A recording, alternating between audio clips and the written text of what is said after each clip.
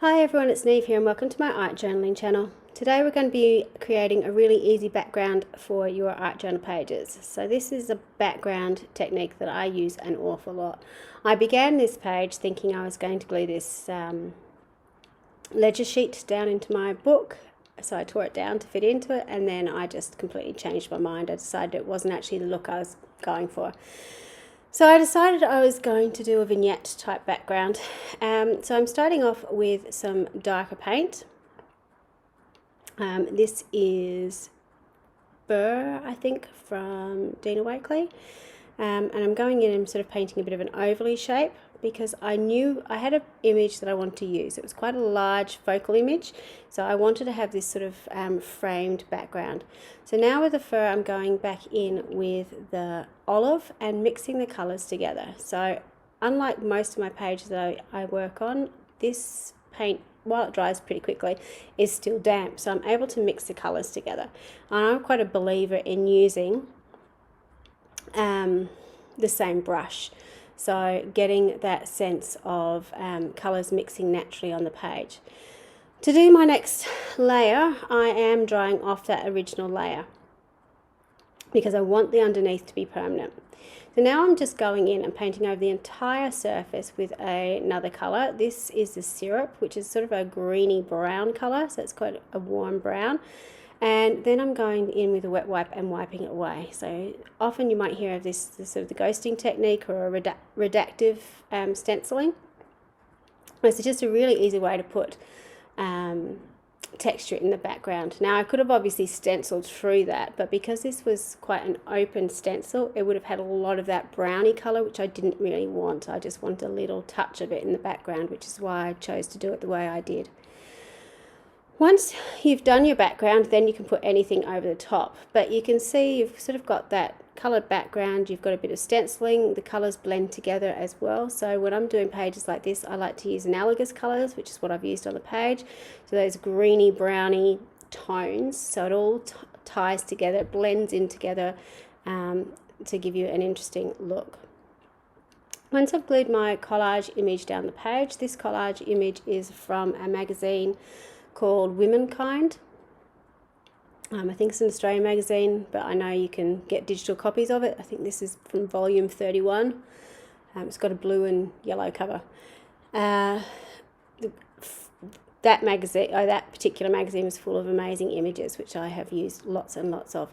So I'm just going in with my Stabilo oil pencil to give a shadow around my figure. So what that does is pushes it out from the background and creates a bit of a layer, depth to the painting. I like using my Stabilo oil pencil just in the fact that it's water soluble, so I can blend out a bit of a shadow. You do need to be aware when you're using magazine images that because it's cut edge, sometimes if you're using something water soluble, that it will soak into the edge of your page and it might give you a funny look. So try it on a piece of scrap paper from the same magazine just to see what will happen with it. When I've finished with that, I'm now going with my Stabilo oil pencil and drawing in some extra lines. So I'm going over the blacks in my page, and you can see the difference with the eyes and around the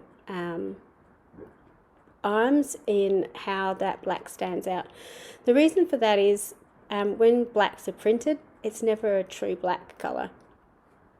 So by putting a little bit more over the top, gives you a little bit more depth, however you choose to do it. Now I'm just going in with some different colours and adding a little bit more onto it. So whether that's, I've scribbled a little bit of blue Stabilo oil pencil in her hair, put a little bit over the flowers, just to add some interest. When I was finished, I wanted to put the lyrics to one of my favourite songs. So this is Blackbird Singing in the Dead of Night. I think it's a Beatles song. Sadly, my lasting memory of it is a cover of it from Glee. I do apologise for that. I know the original's probably better, but that's the one that sticks in my head. But it's just one of those songs that I love it. It's very soothing to me. It's one of the songs I had on my playlist when my girls were being born, so it's got a special meaning for me. So when I'm writing it, I've written out quite a bit of the quote, and I'm just using really tall, thin, narrow letters to write it in. But what I chose to do to make it a little bit more interesting was to colour in all the closed in areas. So the B's, the D's, the O's, you know, what you used to do when you, I don't know if anyone used to do it, but when you had magazines in front of you, you used to sort of colour in those bits and pieces, something to do. So it just gives a little bit of extra. When I finish that, I'm going in with my white pen to add in some details as well. So adding in the white, putting some scribbles over the flowers to add the detail there. She's got a little bit of a lace collar, so again, sort of pushing that out from the background, putting some lines on the bird as well.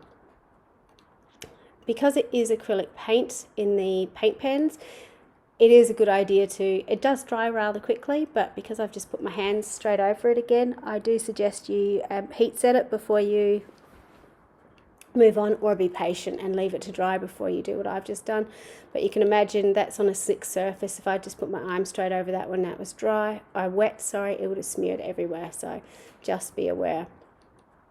Now I'm going in with a thin black pen and doing a bit of a drop shadow on each of the letters, which seems a little bit redundant in the fact that the letters are so thin, but it does make a difference. So again in the close-up, just by having a really thin line of black around it helps push it out from the background, and again create those layers of depth within the final piece. With the coloured in circles, I've actually put a little bit of a shadow in there as well, just to give an outline of sort of the letters, so you know what we are actually looking at. So with the magazine collage itself, this one's really simple. Obviously you could create your own doll to put into it. The fact that it was just cutting one out of the magazine, but have a look at your fashion magazines, see how you can add some detail to those. So you can see with the letters how the little drop shadow on it helps push it out from the background. You can still see the stenciling in the background. The colours of the background match sort of the colours and tones of the image itself, and it all plays together really easily. So I hope you have a go at doing something similar. Really, really simple background, really easy to use in lots of different circumstances. Thank you so much for watching. Until next time, bye for now.